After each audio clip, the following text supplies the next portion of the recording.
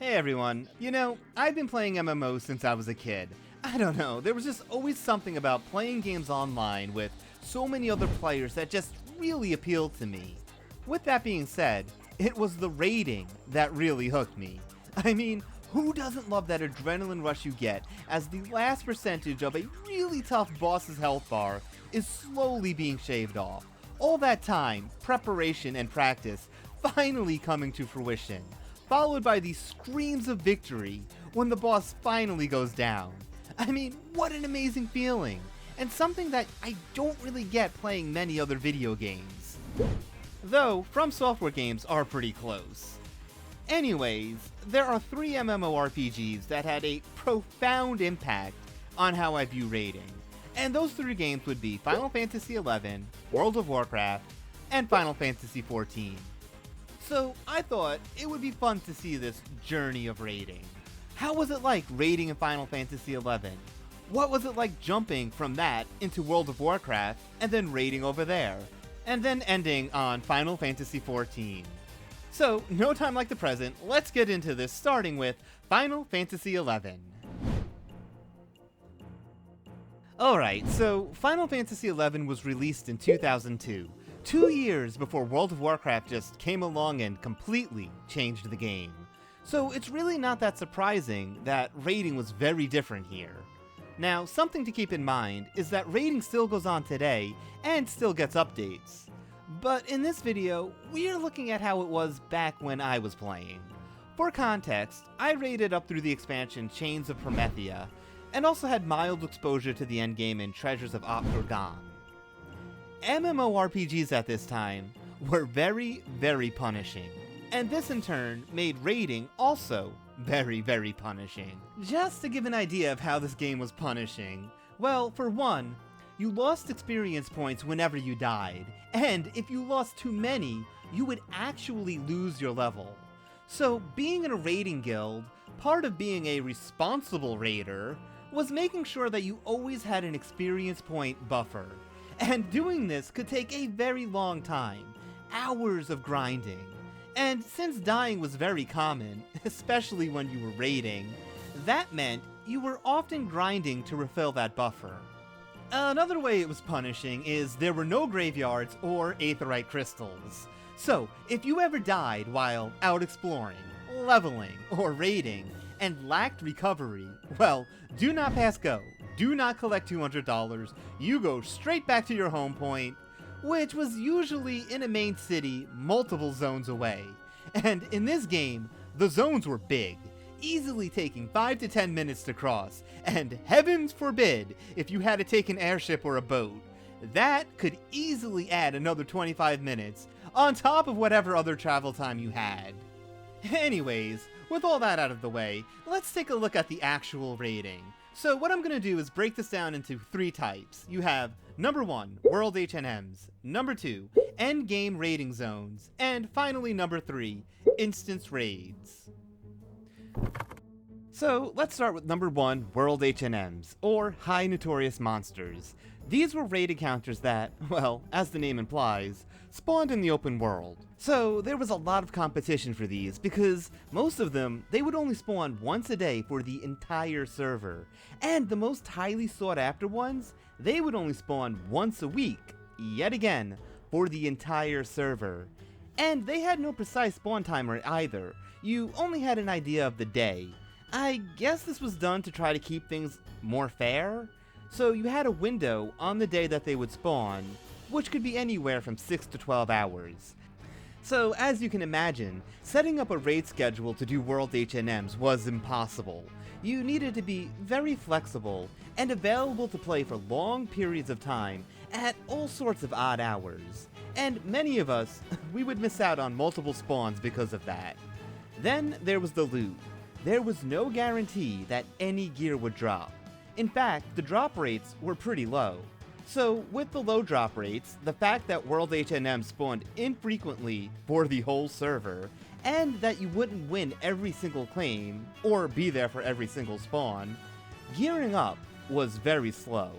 And that might sound awful, but I will say this, it did make getting gear really memorable. Also, since gear progression was mostly horizontal back then, once you started to get gear, it remained useful. So, I stopped playing Final Fantasy XI for years, and when I came back to check out some of the new content, all of the raiding gear that I had obtained was not only still useful, but was still being farmed.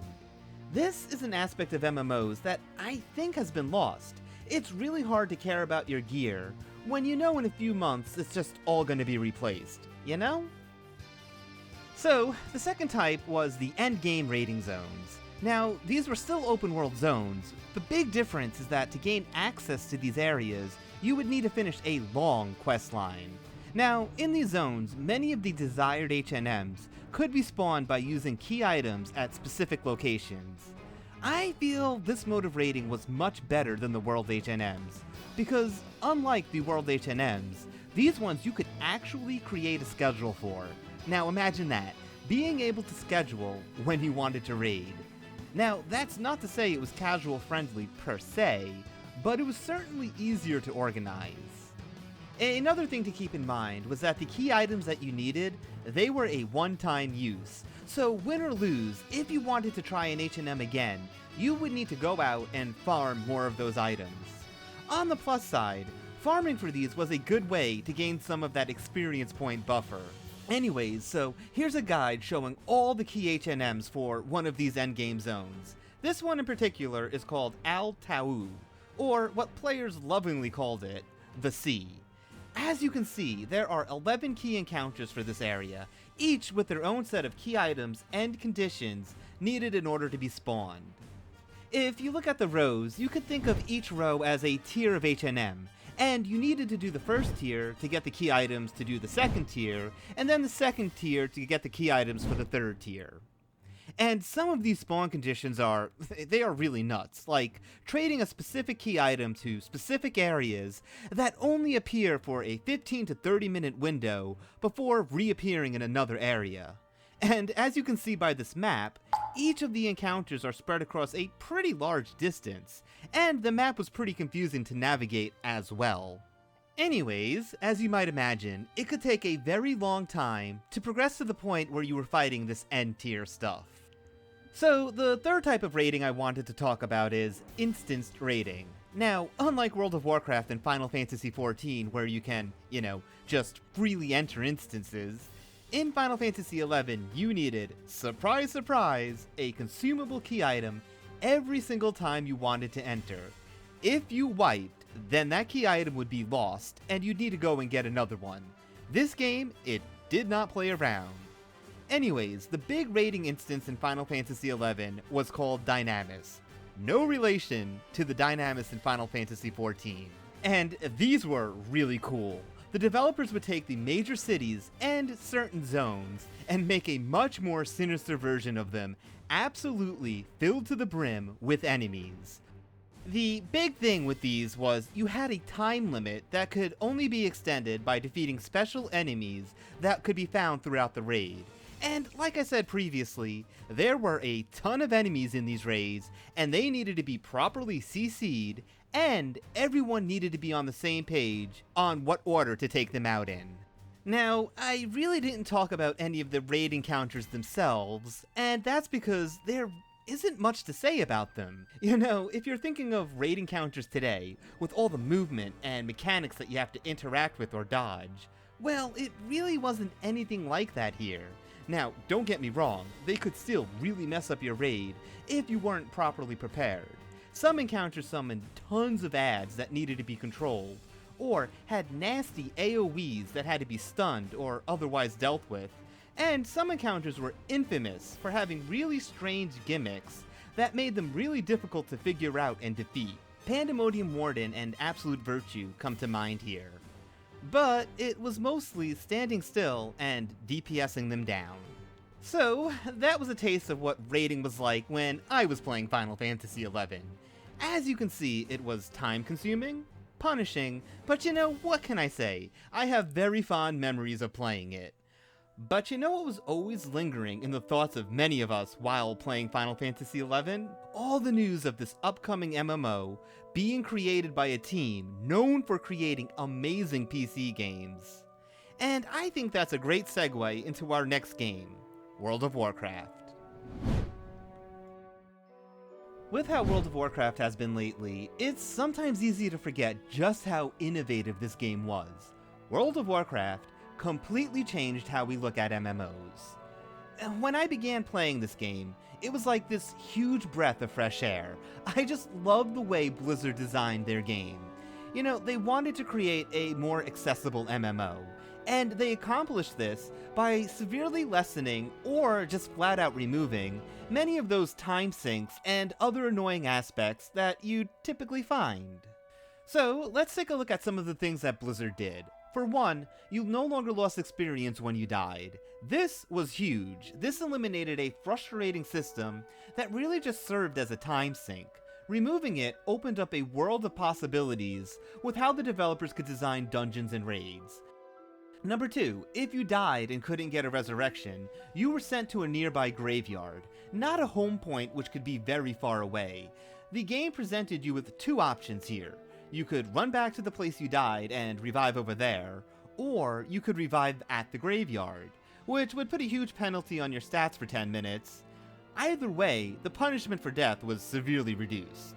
I suppose with these first 2 points, the world did become a less dangerous feeling place, but you know, I'll take that over the frustration of losing levels and wasting a bunch of time just because you had the audacity to die.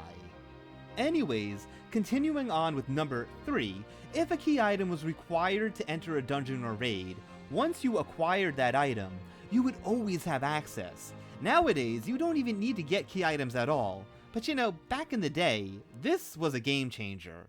And with these changes, the developers were free to design raid encounters with really challenging mechanics that could take hundreds of attempts to learn, because they knew players could just throw themselves at the bosses over and over again. So World of Warcraft had a profound impact on what made raiding challenging. It was now the mechanics, rather than prep time and how punishing it was to die. And when I did my first raid here, well, I still have vivid memories of it. We were going against the Dragon Onyxia, and the mechanics of this fight, they were just so cool. And I remember just being completely blown away with what was happening before my eyes. It just felt so much more cinematic than anything I've seen up to that point. And when she flew into the air for the first time, and then started breathing fire down on the raid, it was like, yes, this is what fighting a dragon is all about. Now, when you look at this encounter today, it might not look like much, but you know, for the time, it was insanely cool, and you know, it had me instantly hooked. Now, of course, as time went on and newer raids released, encounters became much more of a spectacle with a lot more complex mechanics. But hey, this was my first time raiding in World of Warcraft, and it really left its mark. Now, over the years, Blizzard started to go down an interesting path, and they started to increase the amount of chores you had to do in order to raid, to what I would say is an unreasonable amount. It really came to a head for me in Shadowlands, where I was now required to complete 10 Mythic Plus dungeons every week, do my daily quest, run Torghast, which players, by the way, lovingly nicknamed Chorghast, because yeah, that's what it was, a tower of chores. And by the way, this wasn't even to be a hardcore raider. This was just what you had to do if you wanted to raid at the Mythic difficulty. Anyways, after doing this for a few months in Shadowlands, I started questioning things. Like, I knew I enjoyed the raiding, but everything else, not so much. You know, I'd log in and see that I had to do 4 more Mythic Plus dungeons, and it would just fill me with dread. I really questioned, is raiding worth all this? And around that time of questioning things, another MMO actually caught my eye. A sequel of sorts to the very first MMO that I ever played. One that had been critically acclaimed, and garnering a reputation for getting better and better. And it also had a very lengthy trial, so anyone could give it a try. That game was, of course, Final Fantasy XIV. So, now we've come full circle, kind of, and are back to playing Final Fantasy. And when it comes to the raiding, I think what the developers did here made raiding the most enjoyable yet. So let's look at why I believe that to be the case. For one, there are basically no chores you have to do to raid. The only thing I have to do every week is cap out on my raiding tomestones, and that takes practically no time at all to do, like maybe 2 hours a week. Compared to what I was doing in World of Warcraft, I'll take it. Another thing I really liked is raiding is all about the boss. There are no raid dungeons to traverse or trash to defeat. Even traveling to the raid entrance has been completely removed. Once you unlock a raid, you can just teleport right to the boss. And since each boss is located in its own raid, yeah, it's really quick and easy to get to them. And personally, I think the best part of raiding is the boss fights, so I think this is great. When I think about all the time I spent traveling to raids, or how much time I spent running back to a boss after each and every wipe, that's a lot of time doing literally nothing. Okay, so there are raids with trash and dungeons in Final Fantasy XIV. The Alliance raids are a big example of this, but these are designed for a more casual experience. You won't be spending hours and hours learning how to beat these bosses. And they also serve as a nice way to break things up a bit, offer players more variety with their raids, give more options for getting gear. But the raids where a group can expect to wipe for hours, days, or even weeks, that is where the dungeons and trash were removed, which I really do think make progressing these more difficult raid encounters a lot more enjoyable. If you're going to be wiping hundreds of times, isn't it nice to be able to just jump right back into it? So, when it comes to the actual raid encounters, I will say this, it was nowhere near as jarring as it was to go from raiding in Final Fantasy XI to raiding in World of Warcraft. So Final Fantasy XIV is similar to World of Warcraft, and that does show in the raiding. In both games, there are many mechanics that you need to learn and master, you need to move out of certain mechanics, and your situational awareness is often being tested. But it's also not just World of Warcraft in a Final Fantasy skin. Raids do have a very different feel to them. The pacing and the way mechanics resolve. Also, how players go about solving the raid encounters. It just plays out very differently. Now, something that I found amazing is the way the Final Fantasy XIV developers were able to make learning mechanics have this real tangible feeling of progress. Like, some of the mechanics, when you first see them, they feel like a blur and are just going off so fast. And then after you learn and master them, it's kind of like time slows down, and suddenly that quick barrage of mechanics is going in bullet time. Another area where raiding really blew me away is the presentation. Every single boss has amazing models with great animations. They also have some of the coolest looking abilities and spell effects. Raiding in Final Fantasy XIV is a visual feast. And then there's the music, which there is a reason why everyone says BGM plus 100 or Cat Jam incoming. Every encounter has awesome music, and a lot of that music is completely unique to the encounters. And when you combine all these aspects together, you get some amazing looking and feeling raids. Well guys, thank you so much for watching. I know I didn't go through every aspect of raiding in these games, but my hope is that this gave a good idea of what it was like going from game to game.